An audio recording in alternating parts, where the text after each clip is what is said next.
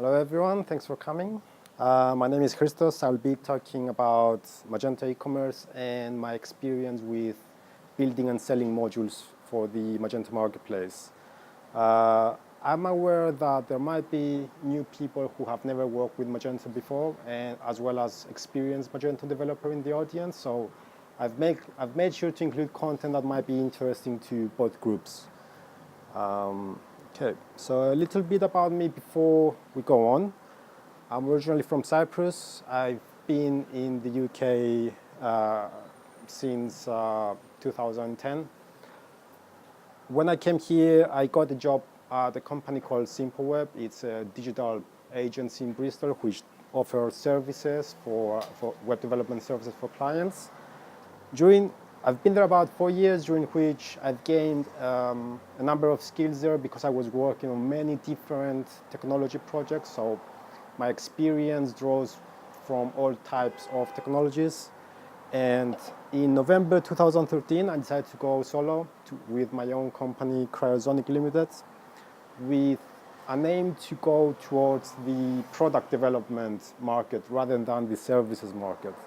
I had the option to choose at the time, so I was thinking that products may be a better way to work in terms that you don't have to deal with clients, etc. So I was looking at the time for a marketplace where I could build something, sell something that will be of interest to me as well. So Magento was one of the options. I chose it because I had some experience with Magento before. We had clients that were using Magento at the company. And in the first 2 to 3 months, I created 2 products for Magento. One is Stripe Payments, which is basically an integration between Magento and the Stripe payment gateway. And the second was, which came out in February of 2010, Stripe Subscriptions, which allows merchants to sell subscriptions from their e-commerce website. So these 2 modules have gradually and very quickly climbed to be the 2 of the most popular and most advanced Stripe integrations for Magento. Some of the customers are very big brands. For example, the other day, The Guardian emailed me and they were asking some question about the module, and I didn't actually realize, but they were one of my clients. So some of the brands using it are quite big. The 2 modules combined have very quickly, like within 2 to 3 months, grew my revenue to be even bigger than my full-time salary at my previous company. And this income has, for the most of it, been relatively passive, in that there's very little thing to do other than customer support. And that will be either pre-sales inquiries or some issues if they're found after they have used the module. With the exception when some customers need customizations to the module. So for example, some small 3 to 4 day jobs may come in. The last customer, for example, I did was some guy who is selling garages over his website. So it might be a bit difficult to buy a garage using your credit card. So he came to me and said, can you make this module accept 2 credit cards to share the cost for one purchase? So that's one example of a customization that they may need. The one before this was a site that wanted to compete with Kickstarter in a way, like they were doing crowdfunded designs. So they came to me and said, can we accept payments but not charge the cards, and then wait until the campaign amount goes over a threshold and then charge the cards? So these kind of customizations, a few days worth of work, are usually charged on a contracting basis on top of the module price. So let me talk a bit about Magento first. Magento is an e-commerce platform which is open source. It's currently one of the largest ones with about 240,000 websites using it. It's built on top of PHP, MySQL, and Zen Framework 1. And from their website, they say that the majority of e-commerce websites in Alexa's top 1 million are using it. It began as a project in 2007 from their LinkedIn page. At the moment, they say they have more than 500 employees, and it's been acquired by eBay for $180 million in 2011. So how does this compare with other open source e-commerce platforms?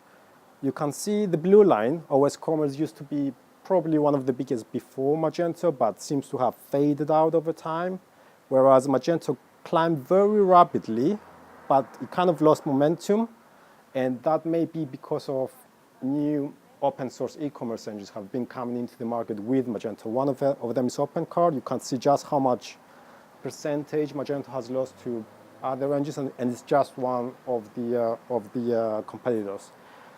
It doesn't compete just with other open source e-commerce engines though. It competes with things like Shopify, which is a completely closed source e-commerce platform, as well as WooCommerce, which is actually a plugin for WordPress. It makes WordPress into an e-commerce engine. And you can see that Shopify has been growing very steadily and very well, and I expect it within the next couple of years to reach the same popularity as Magento, whereas WooCommerce, I think, it's been growing even faster, but that's just because WordPress is probably much bigger than Magento. Just to put it in context, this is WordPress. It's about 10 times bigger than Magento in terms of popularity. And from their website, they say that WordPress powers 24% of the internet. So we may infer from that Magento is used by 2.4%, something like that, which I think is quite big. So what makes Magento special, really? Magento has a modular system. It's been originally designed to be a very small e-commerce engine that is supposed to be extended by modules. The majority of features in Magento has actually been implemented as core modules. The Magento team has about 64 Magento modules, which comprise things like the newsletters, or the checkout page itself is a module in Magento, or even, say, the compilation, which improves performance, is also a module. And in addition to the core modules, there are about 14,000 live third-party modules in the Magento Connect marketplace. Magento Connect is the name of the marketplace, and I say live because there may be just as many which have been disabled or removed in the past. So these are just the ones that are actually live in the website at the moment. If we break down these modules, you can see that the majority comes from customer experience and site maintenance, which basically it's just more features for the platform. Site management may be features in the backend, whereas customer experience are features in the front end, such as coupons or promotions or etc. The two modules that I'm developing are in the green section, the integrations, which is the third largest of all. And the way that the Magento engine has been designed allows for modules to basically cleanly and neatly override almost the entire span of functionality. You can override almost every controller, every model in Magento. But one of the things that Magento hasn't been designed for is for two modules to be able to override the same thing. So two modules overriding a controller that calculates a discount, for example, they will have a clash, which will lead to conflicts and customer support for module developers. And I think this is especially true in themes, which they try to override pretty much every page in the system. Everywhere you go in Magento, you're going to have something done by the theme. So if, for example, you get the shopping cart styled, and there's the discounts module trying to also change the way the discounts are calculated, they may try to override the same thing, and you're going to get some customer support at the end as a developer. So it's very powerful what they have done, but it increases the learning curve for people who are new to Magento. You have to know your PHP, your Zen Framework 1 principles, as well as the intricacies of the Magento architecture. And these things basically, although they should be using a proper MVC structure, they're actually using their own stuff, which I call them a layout model view block controller pattern. And the two things, layouts and blocks, are things that are just specific to Magento. Blocks are essentially like mini controllers. They do some calculations, they have their own data, and they pass them down to some mini views, which are basically parts of a larger template. They constitute a bigger template in Magento, which renders the user interface in the front end. Layouts are XML files that you define what needs to be overwritten, what kind of controllers you want to override, what kind of modules you want to override. So if, for example, you override a model, which has a class of my model, in Magento's case, if you want to override with your own class, your model, then you shouldn't instantiate the model using regular PHP. You should instead call this getModel Magento method, which will instantiate it for you, but it will take into account whether any other module has overwritten it, and it will instead return an instance of your model, which is the overwriting class. That's why the guy there is trying to figure out where the footer is. So this is an example of a layout file. It's basically a default Magento installation, 1.9. It has a default theme. And if, for example, you're a Magento developer, you want to start changing the default theme. So what it does is trying to remove some default JavaScript and CSS, which are the first three lines here, maybe a bit too small to see, but it's just XML trying to remove things. Then you want to remove breadcrumbs, the newsletter, or the footer links, which is the middle section of the code there. And then replace the reviews on the product page, which is catalog product view, the name of it. You want to replace it with a YouTube video. So you insert a block here, which is going to replace something in the template and rendering in the user interface. So it may seem a bit strange. It is strange. For a long time, there hasn't been any documentation on this. The Magento website had a community wiki, but it was never supported by the company itself. And the go-to place to learn this kind of stuff was usually Stack Overflow or getting some free module and reverse engineering it and figuring out how things work. So, thankfully, eBay acquired them. Many things changed since acquisition. The first thing is that there is now official Magento documentation, which is available to the public. Magento has also been put on GitHub and is open to pull requests and all the nice features of GitHub. And they have now gone into a process to rewrite the code base, which is called the Magento 2 project. It's completely compatible with everything that's in Magento 1, and it's going to be finished, they say, at the end of 2015. I think part of the reason that there didn't used to be any documentation was maybe because Magento had training programs which were paid for. I don't know what the price is, but I think maybe in the range of $3,000 or $4,000 to go to a training session. So this is about the modular system. I'm going to now talk a bit about building the modules and selling them versus choosing to contract if you go solo and do something like that.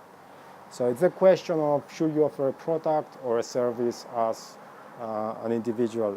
And for me, I did recognize from very early on that if I could get a successful product out, it would provide a better work-life balance for me anyway. The reason is that you don't usually have project deadlines, which are a source of stress. You can work whenever you like and just release whenever you like. You don't have to deal with clients, which means no expectations management or anything like that. And generally, there's less stress in your work. You also get to pick what you work on, which may make the projects more interesting for most of you. And if you're a creative person, you can just go as far as you like, and it's going to be fine. On the other hand side, if you work on a product and it's unsuccessful in the end, you do get the opportunity cost of contracting instead. But at the end of the day, it doesn't matter too much because on the way you can have some new portfolio additions or pick up skills along the way. And most importantly, you get a better feeling of the market. So if you plan on trying again, you can plan better next time. So what do I consider a successful Magento module? I've done a bit of research. This is pretty much what you can get if you put a module out. If you write something that makes it into the top 10, you can get some pretty crazy money on a monthly basis. If you, the rest are the corresponding for top 100 to top 500 in the Magento marketplace.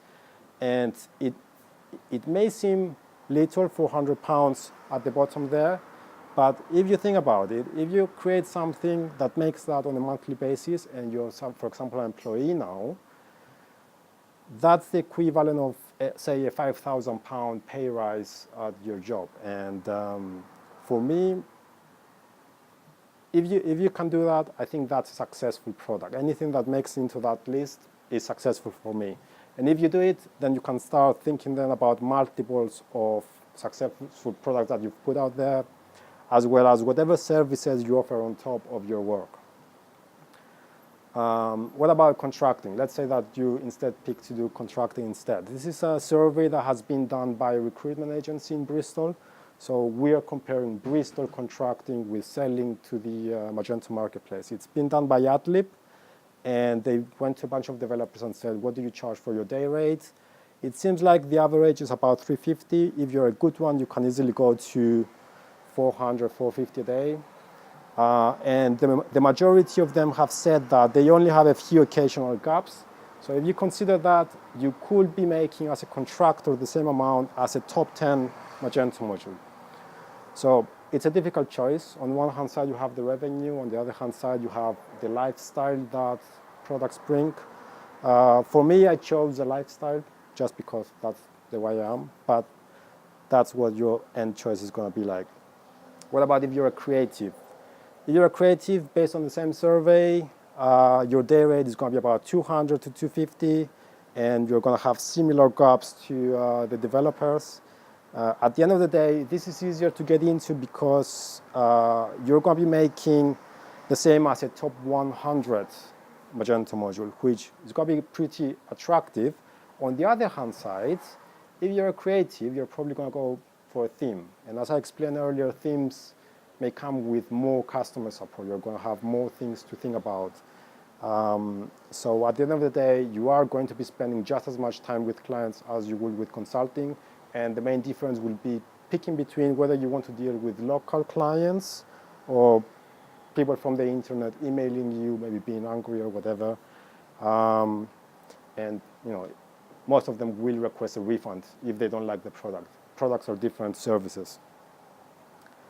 So as a final thought on this, Magento is not the only marketplace out there. When I had to choose where to go to, I had to look at different places. You can recognize both Shopify and WooCommerce. Pretty much all of these have marketplaces where developers can go and build products for. I can say for certainty that the WordPress marketplace is much bigger than Magento, but I can't speak for anything else because I don't have any experience with them. If you do recognize any of these and you think you have skills that you could put to use to create something for it, and you will be interested to create a product for like different lifestyle, then I would recommend to just have a look, see if it's something that you could do for the long term. So that's it. Thank you very much. I'm Christos. This is my company here. We're going to have a 5-minute Q&A. If there are any experienced Magento developers, you're welcome to contribute to the answers as well. So, questions? Yes? Licensing. I know Magento pretty much forces you into GPL plus commercial. Yep. Does that work out? How does it work if you have like a security issue in the module that you provided? How are you supposed to be held accountable for whatever damage came to the customer because of that? Well, from all the clients so far, no one has so far came to me and said we had our website hacked. Yeah, but what happens in that case? That's the question. Who knows? I mean, will they sue me or will they sell Magento? I don't know what the case is. It hasn't happened to me yet, but I think that it may not be worth their time suing the guy who did the module for them. They might get something better if they go for Stripe themselves. So the two modules that I showed are both what we call PCI compliant. And PCI compliance means that if you enter your card details, they will not travel through the merchant's websites. They will instead go to Stripe servers using Stripe.js, and Stripe will then be accountable to anything that may come in as a security complaint, security lawsuit, or whatever. Then again, if they chose to use the API, because both modules support both the Stripe.js mode and the API mode, if they choose to go through their own website and they got hacked, then it's up to them really. They chose to have a risk at their website using configuration from the module. So it's all a bit gray there. Yeah, the point is, does the license protect you from that or not? Because, I mean, I could make an image upload module, not consider something, because I'm working somewhere else now. I don't have time for it, whatever. Yeah. Now, things happen, and I broke, I don't know, the Wall Street Journal. Like Okay. today. Yeah. Now what? Cool. So Same with any sort of open source. Like, they don't force you down a license agreement, so you can choose whichever license you want for extensions, whether it could be open source, they could be a commercial, and you can specify your own license agreement. And then if you release an open source module, then you can release that, and as a clearly stated, like no warranty, no support, and as long as you've got the disclaimer, and like any commercial arrangement, you've got terms and conditions against it. Okay. Right. So you define the terms in that is okay. So You just choose. need a good attorney. Yeah. Okay. Yeah, that's the point. You need somebody to look at your paperwork before you release actually something commercial out there, because it's actually a big risk. Yeah. Yeah, and certainly having the limited company helps with that, so that at the very least you don't have I know the MIT license and GPL protect you from that. I don't know about the commercial one. That was maybe a bit better. You can pretty much have anything you like in the license. Mine is a commercial license. It restricts you in terms of how many domains you can use it on. You can have either a single domain or a multi-domain license, but you're free to just include anything you like in there. Okay. Any other questions? What's the acceptance? What's the process to get onto the marketplace like? You know, let's just stick to Magento. Yeah. With the process, it depends on whether you're going for a free module or a commercial module. With a free module, your customers are going to be downloaded from Magento's website, so it's a bit more difficult in that you have to go through a specific configuration process for it to be accepted. You also have to have good logos for the module, screenshots that demonstrate the features, a good description, etc. And you have to have as well the license, the prices, etc. If it's commercial, what Magento does in the marketplace is link your modules page to your own website. They don't have a copy of your code, so they cannot check how it's been packaged together. It's up to you to package it. They will link to it. All you have to do is make sure that the basics are there, the screenshots, the prices, etc. Yes. Is there no package signing? This is the link to you? Package signing is the link. Package signing. Yeah. No, I don't know. GPG signing. No. Don't know what that is. No. Okay. Just a zip with an XML file. Yes. Have you, because Stripe tries to imply that they can get away with the PCI compliance, which is the simple version, the SAQC questionnaire. Has anyone actually challenged that yet? Because there's two main forms you've got. There's one which is the data goes straight to Stripe, yeah, and therefore never touches your website, so therefore you can get away with the I don't really touch the data. And then there's the full PCI compliance check, which is, my server is secure, I have the latest software, and the thousands of other things that they ask you. Has anyone actually challenged the idea of Stripe because it is JavaScript loaded on? First of all, it's up to the merchant, not up to the module developer. So the merchant, if they accept the card, they are the ones to get the questions. Secondly, if you're in a country that requires you to be PCI compliant, then you have to have an approved scanning vendor go through your web hosting provider and actually do a penetration test. So you do the SAQA version? I don't know because I haven't done that before. But the merchant themselves, if they chose not to use Stripe.js, which is a PCI compliant method, they're going to have to go through the entire questionnaire. I was If- referring to the JS one. Yeah, if they do choose to go with the JS, they are exempt from the PCI compliance checks because Stripe is who is accepting the card details, it's not the merchant. But as you go to, for example, example.com, they have a script tag which pulls in the code from Stripe. But when the customer's actually entering their data, in the address bar, it just sees example.com. Yeah, And it was example.com which actually provided that JavaScript. yeah. So they should really be going through the full PCI ball lake, with the full scan Well, and it- everything it's else. in- JS is hosted by Yeah. Stripe's CDN. Yeah. The JavaScript is, but who changes it? One is if example.com was hacked and someone changed that to JavaScript file. There seems to be a lot of people It saying, does oh, seem don't to- worry about it, but no one's actually seems to have actually challenged this yet. Yeah. Or There even are, just like, a some second new features JS. coming in and like more checkboxes on that form that are Yeah. going to be happening. It's V3 or something like that being thrown out. So V3 of Stripe.js. But no, V3 of the form or the PCI stuff. PCI so, compliance. Yeah. Because the 3.1 stuff doesn't seem to have any exceptions for this Right. yet that I've seen anyway. And sorry, I must have gone off on a bit of tangent there, but That's all right. yeah. By the way, it hasn't buzzed. Okay. Anything else? Cool. Thank you very much.